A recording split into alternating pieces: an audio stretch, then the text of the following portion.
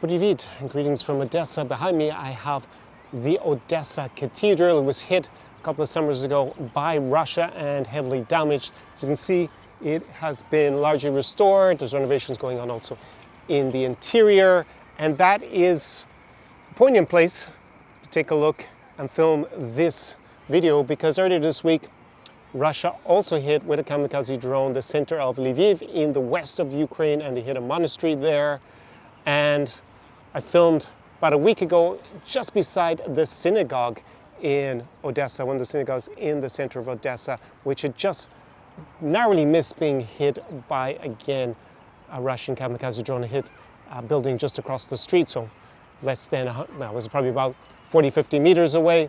And you see that Russia, in spite of trying to create this narrative in, we'll say, the right-wing press in the US or in parts of Europe, that they've got these Christian values, they go and they hit religious monuments seemingly pretty frequently. So I think that's important to remember what we are dealing with, why the defense of Ukraine is so important, not just for Ukrainians, obviously, with the preservation of their own independent country, but also for the rest of Europe and the rest of the Western world.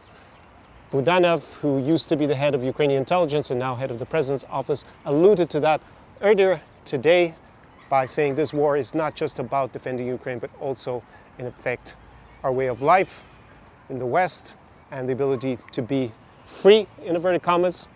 So that is where we're at. It is, as you can see, a beautiful spring day here in Ukraine, and despite everything, people are getting on with their lives, living as best as they can in between the air alerts that we get. We've already had a few today already. Normally they come later in the evening and at night. But I have noticed a drop overall, in spite of where I filmed last week and in Lviv, the Russia hitting the monastery in the historic center of Lviv, which is an UNESCO heritage center of the city.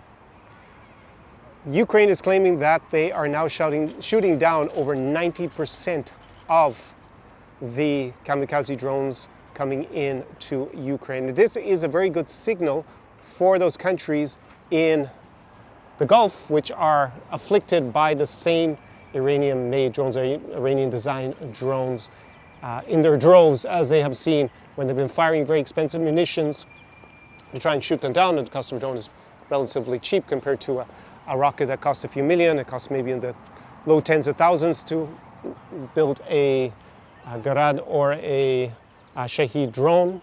So Ukraine is already, Zelensky actually today is in Saudi Arabia signing military agreements, so they are going to sell those interceptor drones that we have here in Odessa protecting the city. So that is a good sign that Ukraine is getting better and better at shooting down the munitions, at least at this stage in the war, and also that now Ukraine can be valuable to a lot of its international partners in passing on that technology and the training to be able to keep other cities across the world safer from what we see with Russia's, I guess you could call it proxy at this stage in the Middle East, because they've lost Syria, but they still have Iran as some sort of ally that they are supporting with intelligence and obviously to a certain extent with technological transfer. So on that note, you see Ukraine, what it stands for, what it represents in 2026. It's not just about the Russo-Ukrainian war and it being contained here in Ukraine. It also has wide reverberations,